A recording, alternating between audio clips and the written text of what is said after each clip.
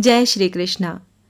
एक बार भगवान नारायण अपने दिव्य बैकुंठ लोक में सोए हुए स्वप्न देखते हैं कि करोड़ों चंद्रमाओं की कांति से युक्त त्रिशूल डमरूधारी, स्वर्ण आभूषणों से विभूषित, सुरेंद्र वंदित, अणिमादि सिद्धियों के द्वारा सुसेवित त्रिलोचन भगवान शिव प्रेम तथा आनंद से उन्मत्त होकर उनके सामने नृत्य कर रहे हैं। उन्हें इस प्रकार नृत्यपरायण देखकर भगवान विष्णु हर्ष से सहसा उठकर शैया पर बैठ गए और ध्यान करने लगे। उन्हें यूं विराजित देखकर भगवती लक्ष्मी जी ने उनसे इस प्रकार उठ बैठने का कारण पूछा, पर वो कुछ भी नहीं बोले। कुछ समय पश्चात उन्होंने कहा, देवी, मैंने अभी स्वप्न में अपूर्व आनंद और मनोहर शोभा से संयुक्त श्री महेश्वर के दर्शन किए हैं। इससे ज्ञात होता है कि श्री शंकर ने मुझे स्मरण किया है। अतः चलो हम लोग कैलाश जाकर भगवान महादेव के दर्शन करें। यूं कहकर वो दोनों तुरंत कैलाश की ओर चल दिए। कुछ ही दूर गए होंगे कि उन्हें सामने से भगवती उमा के साथ स्वयं शिव आते दिखाई दिए। मानो घर बैठे ही निधि मिल गई। समीप पहुंचते ही दोनों परस्पर बड़े प्रेम से मिले। प्रेम और प्रेमानंद का समुद्र उमड़ पड़ा। दोनों ही पुलकित कलेवर हो परस्पर लिपट गए। दोनों के ही सुंदर नेत्रों से आनंद के अश्रु बह चले। बातचीत होने पर पता लगा कि भगवान शिव को भी रात्रि में स्वप्न हुआ, जिसमें उन्होंने विष्णु भगवान को इसी रूप में देखा और इसीलिए वो उनसे मिलने चल दिए। अब दोनों ही परस्पर अपने यहाँ लिवा जाने के लिए आग्रह करने लगे। भगवान शंकर से नारायण ने कहा, बैकुंठ पधारिए, और भगवान शंभु ने उन्हें कैलाश पर प्रस्थान करने के लिए कहा।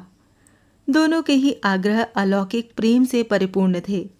इसीलिए ये निर्णय करना कठिन हो गया कि कहाँ चला जाए।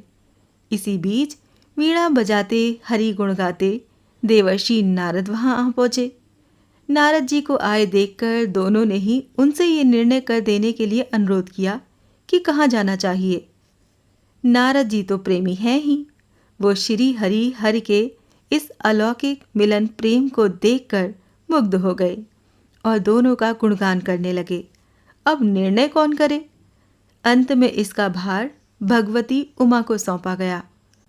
अब वो जो कुछ कह दें वैसा ही किया जाए। कुछ देर तो भगवती उमा चुप रहीं। फिर उन्होंने दोनों को लक्ष्य करके कहा, हे नाथ, हे केशव, आप लोगों के इस प्रकार के विलक्षण, अनन्य और अचल्य प्रेम को देखकर यही निश्चय होता है कि आपके निवास स्थान पृथक नहीं है। जो कैलाश है वही बैकुंठ है और जो बैकुंठ है वही कैलाश है। केवल नाम में ही भेद है। मुझे तो ये लगता है कि आपकी आत्मा भी एक है। केवल शरीर से आप दो दिखाई देते हैं। मुझे तो ये भी दिख रहा है कि आपकी भार्याएं भी एक ही हैं, दो नहीं। जो मैं हूँ वही ये श्री लक्ष्मी है और जो श्री लक्ष्मी है वही मैं हूँ। अतः आप लोगों में से जो एक के प्रति द्वेष करता है वो दूसरे के प्रति भी करता है, और जो एक की पूजा करता है वो स्वाभाविक ही दूसरे की भी पूजा करता है, और जो एक को अपूज्य मानता है वो दूसरे को भी अपूज्य ही मानता है। मेरा तो ये निश्चय है कि आप दोनों में जो भेद मानता है उसका निश्चय ही घोर पतन होता है। मैं देखती हूँ कि आप लोग मुझे इस प्रसंग में मध्यस्थ बनाकर मानो मेरी प्रवंचना कर रहे हैं, मुझे भुलावा दे रहे हैं या विनोद कर रहे हैं।